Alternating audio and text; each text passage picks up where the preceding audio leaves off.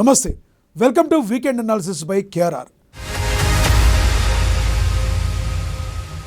భారత రాజకీయాల్లో పెనుమార్పులు ఖాయమా?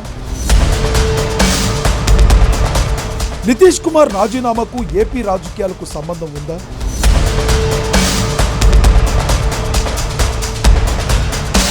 త్వరలో ఏపీ ముఖ్యమంత్రిగా లోకేష్ పట్టాభిషేకం ఖాయమా?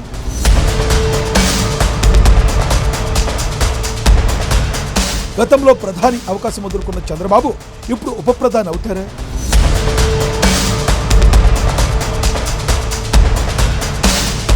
తెలుగు రాజకీయాలు వదిలి చంద్రబాబు దేశ రాజకీయాలకు వెళతారా?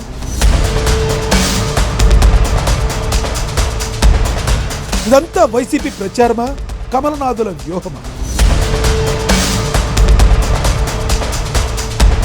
చంద్రబాబు రాజకీయ తంత్రమా? ఇరాన్పై యుద్ధంతో అమెరికా ఇరుక్కుపోయిందా? యుద్ధం ఎలా ముగించాలి తెలియడం లేదా? రాజ్యసభకు వేం నరేందర్ రెడ్డి, సీఎం రేవంత్ పంతం.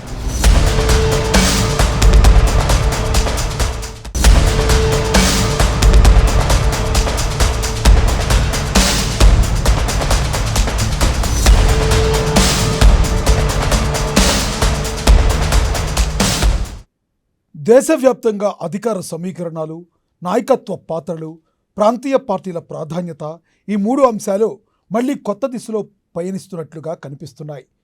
బీహార్ రాజకీయ చాణక్యుడు నితీష్ కుమార్ రాష్ట్ర రాజకీయాలకు గుడ్ బై చెప్పి జాతీయ రాజకీయాల్లోకి రావడానికి సిద్ధం కావడం దేశ రాజకీయాల్లో కొత్త చర్చకు దారితీశాయి. 2 దశాబ్దాల పాటు బీహార్ను పాలించిన నాయకుడు జాతీయ రాజకీయాల్లోకి వస్తే అది కేవలం బీహార్కే పరిమితం కాని పరిణామం. దాని ప్రభావం ఇతర రాష్ట్రాలపై కూడా పడే అవకాశాలుంటాయి. ఈ నేపథ్యంలో ఇప్పుడు మరో ఆసక్తికరమైన చర్చ మొదలైంది. ఏపీలో ముఖ్యమంత్రి మార్పు జరుగుతుందా? నారా లోకేష్ పట్టాభిషేకం జరుగుతుందా? బీహార్ మోడల్కు ఏపీ రాజకీయాలు సంబంధం ఉందా? బీహార్ ఏపీలతోనే మూడోసారి మోడీ. తెర వెనుక ఒప్పందాలపై చర్చోపచర్చలు. బీహార్ మార్పులతో బీజేపీకి నెరవేరిన కల. ఏపీలో మార్పులు జరిగితే ఉండదు అలా.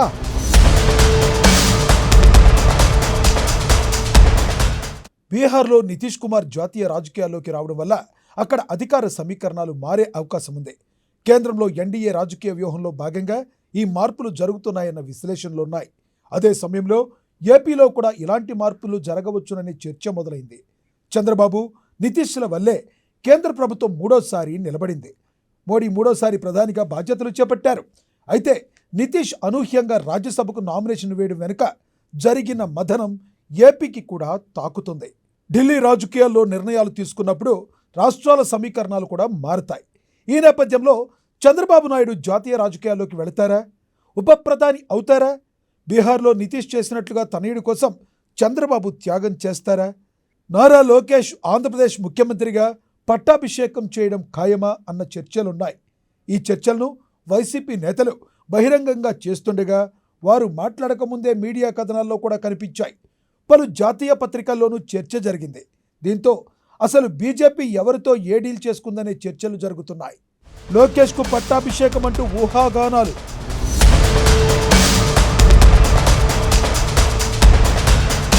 సమర్థుడిగా రాణిస్తాడంటున్న రాజకీయ నిపుణులు.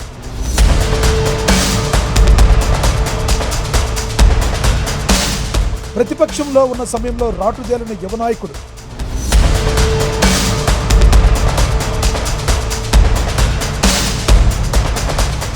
తెలుగుదేశంలో 3వ తరానికి సరైనోడు.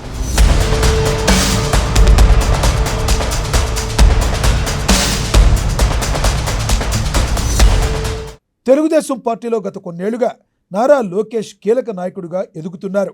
పార్టీ వ్యవస్థాపకుడు ఎన్టీ రామారావు తర్వాత చంద్రబాబు నాయుడు పార్టీని ముందుకు నడిపించారు. ఇప్పుడు తదుపరి తరం నాయకత్వం గురించి చర్చ సహజంగానే జరుగుతుంది. లోకేష్ పరిపాలన అనుభవం పెరుగుతుంది. పార్టీ నిర్మాణంలో కీలక పాత్ర పోషిస్తున్నారు. ఇప్పుడు చంద్రబాబు కంటే లోకేష్ ఎక్కువగా బిజీగా ఉంటున్నారు. పార్టీలోనూ ప్రభుత్వంలోనూ లోకేష్ను కలవాలనుకునేవారు, లోకేష్ను కలిస్తే పని అయిపోతుందనుకునేవారు పెరిగారు. రెడ్ బుక్తో క్యాడర్లో ఆత్మవిశ్వాసం నింపిన లోకేష్ పరిపాలనలోకి వచ్చాక ఎమ్మెల్యేలు, ఎంపీలు, పార్టీ నేతల కుటుంబాలతో మమేకమవుతూ సరికొత్త సంప్రదాయానికి శ్రీకారం చుట్టారు. ఇది లోకేష్ ఇమేజ్ పెంచింది. జాతీయ మీడియా కూడా ఇప్పుడు లోకేష్ ఇంటర్వ్యూల కోసం ఎక్కువగా ప్రయత్నిస్తున్నారు. అయితే పరిపాలనా దక్షుడు, దేశంలోని ముఖ్యమంత్రుల్లో సీనియర్ అయిన చంద్రబాబు నాయుడు ఇప్పుడు రాష్ట్ర రాజకీయాలను తనయుడికి అప్పగించి జాతీయ రాజకీయాల్లో ఉండి రాష్ట్రాన్ని చక్కదిద్దుతారా? జాతీయ రాజకీయాల్లోకి చంద్రబాబు లాంటి సీనియర్లు వస్తే మోడీ ఇదే సఖ్యతతో ఉంటారా? అసలు వ్యూహం ఏంటన్న చర్చ జరుగుతుంది. బీహార్ రాజకీయ పరిస్థితులు వేరు, ఏపీ రాజకీయ పరిస్థితులు వేరు. బీహార్లో ముఖ్యమంత్రి మారితే వెంటనే బీజేపీ చేతికి అధికారం చిక్కుతుంది. ఏపీలో అలా కాదు. చంద్రబాబు జాతీయ రాజకీయాల్లోకి నిజంగా వచ్చినా ఆయన కుటుంబం చేతిలోని సీఎం పదవి ఉంటుంది. బీజేపీకి ఇందులో వచ్చే ఫాయిదా ఏమీ ఉండదు. పైగా చంద్రబాబు ఢిల్లీకి వస్తే రాజకీయాలు మామూలుగా ఉండవు. ఇవి మోదీకైనా బీజేపీకైనా పనికొచ్చే వ్యూహం కాదన్న విశ్లేషణ ఉంది. అయితే చంద్రబాబు జైలు నుండి బయటకు వచ్చే సమయంలో ఏదైనా చర్చ లేదా హామీ ఇచ్చారా? ఇలాంటి డీల్ ఏమైనా జరిగిందా అనే అనుమానాలు కూడా కొందరు ఢిల్లీ పెద్దల్లో ఉన్నాయి. అయితే అలాంటి చర్చలు జరిగినా జరగకపోయినా ఏపీలో లోకేష్ను సీఎం చేయడం చంద్రబాబు అనుకుంటే జరుగుతుందే తప్ప బీజేపీ అనుకుంటే జరగదన్న నిజం చాలా స్పష్టంగా కనబడుతుంది.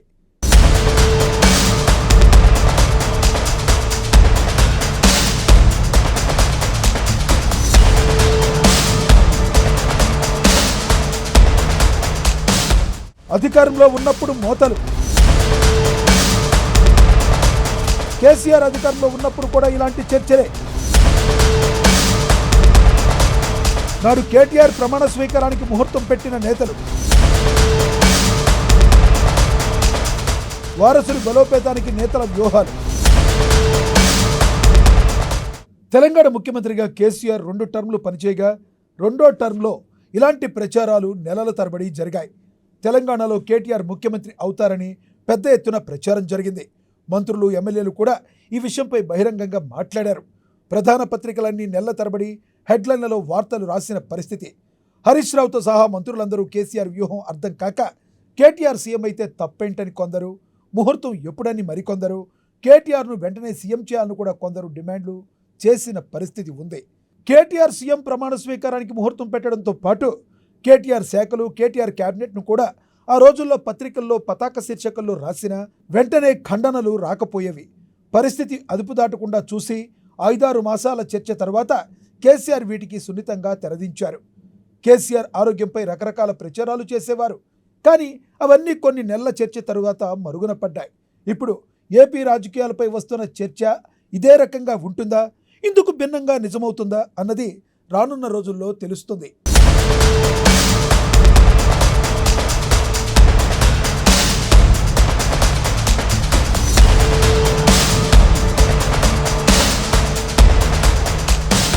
వైసీపీ వర్గాలు రాజకీయంగా ఈ అంశాన్ని ప్రచారంగా ఉపయోగిస్తున్నాయా, లేక నిజంగానే తెలిసిన సమాచారాన్ని ప్రచారంలో పెట్టాయా అన్న ప్రశ్నలకు కాలమే సమాధానం ఇవ్వనుంది.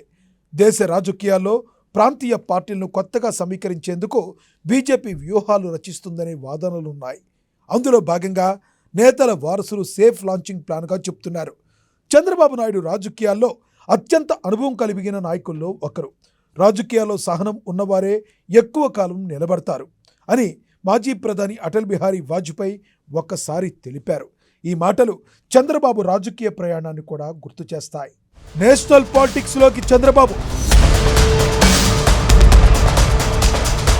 2.5 దశాబ్దాలుగా ప్రభావితం చేస్తున్న చాణక్యుడు. నాడు యునైటెడ్ ఫ్రంట్లో కీలక పాత్ర. అప్పుడు వాజ్పేయి, ఇప్పుడు మోదీకి సాయం. చంద్రబాబు నాయుడు గతంలో కూడా జాతీయ రాజకీయాల్లో కీలక పాత్ర పోషించారు. 1996లో యునైటెడ్ ఫ్రంట్ ప్రభుత్వ ఏర్పాటులో చంద్రబాబు కీలక పాత్ర పోషించారు. ఆ సమయంలో ఆయనకు ప్రధాని అవకాశం కూడా వచ్చింది. కానీ ఆయన అప్పుడు పదవుల కంటే రాజకీయ స్థిరత్వం ముఖ్యమని జాతీయ రాజకీయాల్లోకి రాలేదు. దేవగౌడ, ఐకే గుజ్రాల్ను ప్రధానులుగా చేయడంలో చంద్రబాబుదే కీలక పాత్ర. అప్పట్లో సిపిఎం నేత జ్యోతి బసుకు కూడా ప్రధాని పదవి ఆఫర్ చేశారు. ప్రస్తుత ఎన్డీఏ ప్రభుత్వం చంద్రబాబు మద్దతుతోనే నిలబడింది. నితీష్ రాజీనామా నేపథ్యంలో చంద్రబాబు పాత్ర వయసు రీత్యా చర్చ జరుగుతుంది. జాతీయ రాజకీయాల్లో బాబు కీలక పాత్ర పోషించే అవకాశం ఉందా అన్న చర్చ కొనసాగుతుంది. రాజకీయాల్లో శాశ్వతం ఏదీ లేదు. కాలం మారితే మారనిది ఏదీ లేదు. రాజకీయాల్లో కూడా ఇదే నిజం. ఈరోజు అధికారంలో ఉన్నవారు రేపు ప్రతిపక్షంలో ఉండవచ్చు. ప్రతిపక్షంలో ఉన్నవారు రేపు అధికారంలోకి రావచ్చు. భవిష్యత్తును ఊహించి రాజకీయ పరిణామాలను అంచనా వేసే చంద్రబాబు అడుగులు ఏ విధంగా ముందుకు పడతాయో ఆసక్తిగా ఉంది. ఇరాన్పై యుద్ధంతో అమెరికాపై విమర్శలు.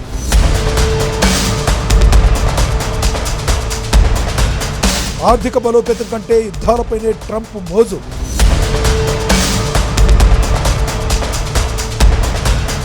రెండోసారి అధ్యక్షుడైన నాటి నుండి ప్రపంచ విషయాల్లో అతి జోక్యం.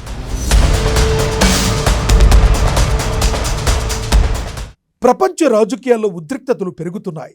ఇరాన్పై అమెరికా ఒత్తిడి పెరుగుతుండడం, పశ్చిమాసియాలో యుద్ధ వాతావరణం నెలకొనడం వంటి అంశాలు ప్రపంచ రాజకీయ సమీకరణను ప్రభావితం చేస్తున్నాయి.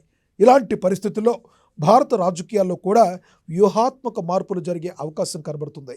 ఇరాన్ భౌగోళిక పరిస్థితులు వేరు, వైశాల్యం వేరు. ఇరాన్పై అమెరికా, ఇజ్రాయెల్ పూర్తిగా విజయం సాధించడం అసాధ్యమన్న చర్చలున్నాయి. ఇరాన్ వైశాల్యపరంగా పెద్ద దేశం కావడంతో పాటు చుట్టూ పర్వతాలు, కొండలుంటాయి. అమెరికా, ఇజ్రాయెల్కు యుద్ధం చేయడానికి ఎంతో వ్యయమవుతుంది. అమెరికా మిత్ర దేశాలు వేల కోట్లని గాలిలో తగలేస్తున్నారు. ఇరాన్ ఎడారి కాదు, ఇది పర్వతాల చక్రవ్యూహం. లోపలికి వెళ్లడం సులువు, బయటకు రావడం అంత ఈజీ కాదు. ఖమేనీని ఖతం చేశారు, కానీ ఇరాన్ను ఆధీనంలోకి తీసుకోవడం అంత ఈజీ కాదు.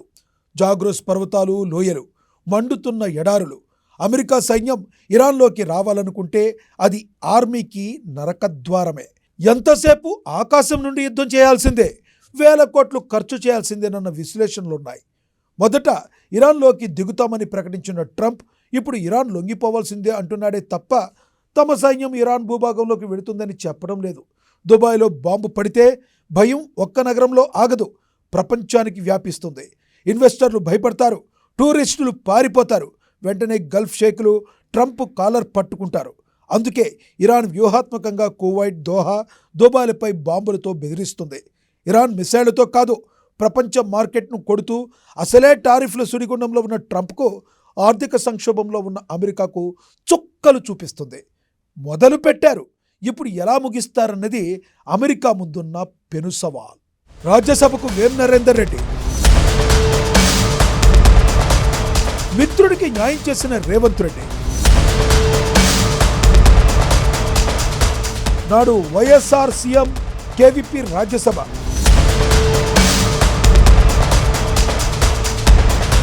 ఇప్పుడు కూడా అదే తరహా పదవుల జోడి.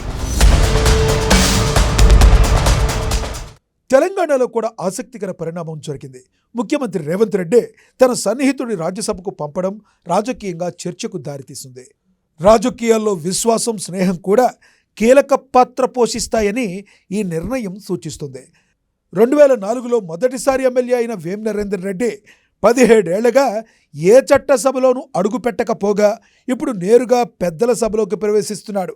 ప్రస్తుతం దేశ రాజకీయాల్లో జరుగుతున్న పరిణామాలు చూస్తే ఒక విషయం స్పష్టంగా కనిపిస్తుంది. రాబోయే నెలలు భారత రాజకీయాలకు కీలకంగా మారవచ్చు. చరిత్రను మలిచేది నాయకులు కాదు, కాలమే అని భారతదేశ తొలి ప్రధాని జవహర్ లాల్ నెహ్రూ ఒకసారి అన్నారు. కాలం ఎలాంటి మార్పు తెస్తుందో వేచి చూద్దాం.